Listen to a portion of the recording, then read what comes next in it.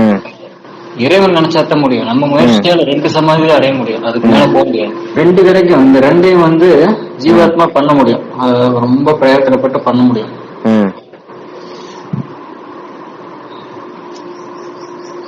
ஓஹோ.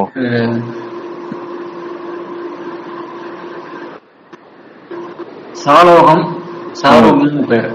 சரி.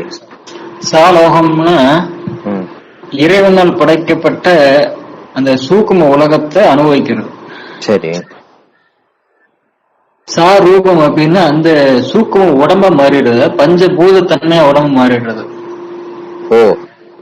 ஆன்மா அந்த உடம்புக்கு மாறிடும், சுத்தமா சூக்கும உடம்புக்கு மாறிடுறது. முதல்ல வர்ற சாலோகம்ங்கிறது சூக்கும உலகத்தை அனுபவிக்கிறது. அந்த உடம்பு இருக்கும், சிவ சமாதியில உடம்பு இருக்கும், உடம்பு வந்து காத்தோட காத்தா கரைஞ்சிடாது. ஆனா ஆன்மா வந்து இந்த தொடர்பை வந்து நிறுத்திட்டு, இந்த 5 புலன்கள் தொடர்பை நிறுத்திட்டு ஞான இந்திரியங்களையும் சூக்கும உடம்பையும் ஆன்மாவையும் இணைச்சு அந்த உலகத்தோட கனெக்ட் பண்ணிக்கும். அந்த உலகத்தோட போய் வாழ முடியாது. இதுல வாழ்ந்துட்டு அதை அனுபவிச்சுட்டு இருக்கோம். எப்படி நம்ம கனவு அனுபவிக்கிறோம், உடம்பு விட்டுட்டு அனுபவிக்கிறோம். ஆமா, இருக்கும்போது. ஆனா உடம்புக்கு உண்டான தொடர்புல விட்டுறோம்ல. ஆமா சாமி. கர்மேந்திரத்தை விட்டுறோம்ல. அதுதான் அது அந்த சாலோகம். அது கான்சியஸோட செய்யறதுனால எதெல்லாம் நமக்கு அன்கான்சியஸா நடக்குதோ, ஜாக்கிரதா கான்சியஸ், கீழே இறங்கணும்னா சொப்பனம். இந்த சொப்பனம் தான் சாலோகம். அடுத்து சுளுத்தின்னு வருது இல்லையா, அதாவது சுத்தமா வந்து எங்க இருக்கிறோம் அப்படிங்கறது சுத்தமா மறந்துடுது. அதாவது இந்த உடம்புங்கிற கான்சியஸ் சுத்தமா போயிடுது, உடம்போட தொடர்பு இல்லை. அதுல சுளுத்தில உடம்பு தொடர்பே இல்லையே. ஆமா. ஓகே சாமி. கனவுல கூட உடம்பு தொடர்பு இருக்கு. கைகால் இந்த பக்கம் வச்சு பறக்கணும், ஒரு மாதிரி அது அறகுறையா கொஞ்சமாவது கான்சியஸ் இருக்கும், உடம்போட தொடர்பு இருக்கும். சுளுத்தில அதுவும் இருக்காது. சுளுத்தில நான் இருக்கிறேங்கிறதே தெரியாது அதுக்கு. Okay okay. இவரு கீழே இறங்கி கான்சியஸ டிராப் பண்ணி ஆன்மா வந்து இருள அனுபவிக்கும். நானுங்கிறத ஒளியை இழந்துகிட்டே போய் கீழே போய் சுளுத்தில போய் விழுந்துரும். இது ஒளியை சேர்த்துக்கிட்டே போய் புலன்கள் தொடர் பார்த்துட்டே போறது. அனுபவம்லாம் வந்து ஒரே மாதிரிதான், கான்சியஸ் தான் வித்தியாசப்படுவாங்க. இது சாலோகம் அப்படின்னா அந்த உலகத்தை அனுபவிக்கிறது, சாரூபம்னா அந்த உலகத்தின் வடிவமா மாறி இருக்குது. சரி சரி சரி.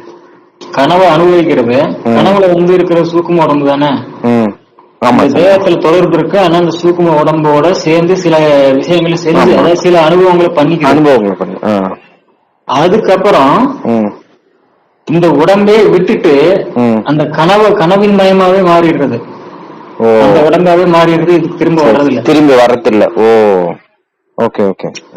கனவுல செய்யற மாதிரி, கனவுல வந்து காரியங்களை செய்யற மாதிரி அங்கேயும் காரியங்களை செய்யும், தெய்வங்கள் தொழில்படுற மாதிரி. அப்ப கான்சியஸோட செய்யும்.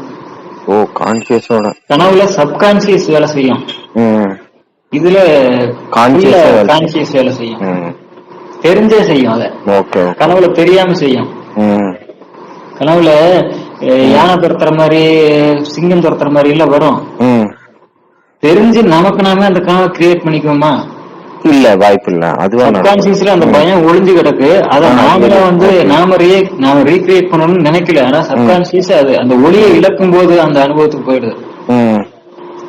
ஒளி இழந்த இருள் பயம் வரும், அதனால அதெல்லாம் வந்து மறுபடியும் ரீக்ரியேட் பண்ணிக்குது.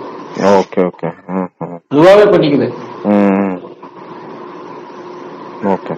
இது இந்த ரெண்டுக்கு வேணா போக முடியும் தவத்தால.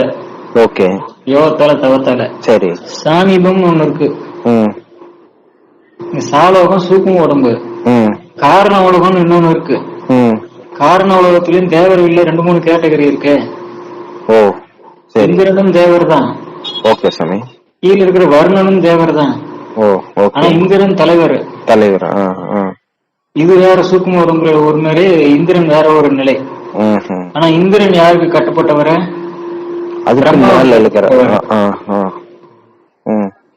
பிரம்மா ஈஸ்வரன் கட்டுப்பட்டவர். இதெல்லாம் உடம்பினுடைய தூய நிலைகள். தேகம் கான்சியஸ் எப்படி இருக்கும், இந்த நிலைகளுக்கு போயிடும். சாரூபம் சாமீபன் போகும்போது, சாயுச்சியன் போகும்போது உடம்பு ஒண்ணும் கிடையாது. சரி சரி. ஐக்கியம் ஆயிடும். ம். இது ரெண்டு தான் ம். நம்மளால இதுதான் செய்ய முடியும். நிறைநிலை அடைய முடியாது. ம், ம்.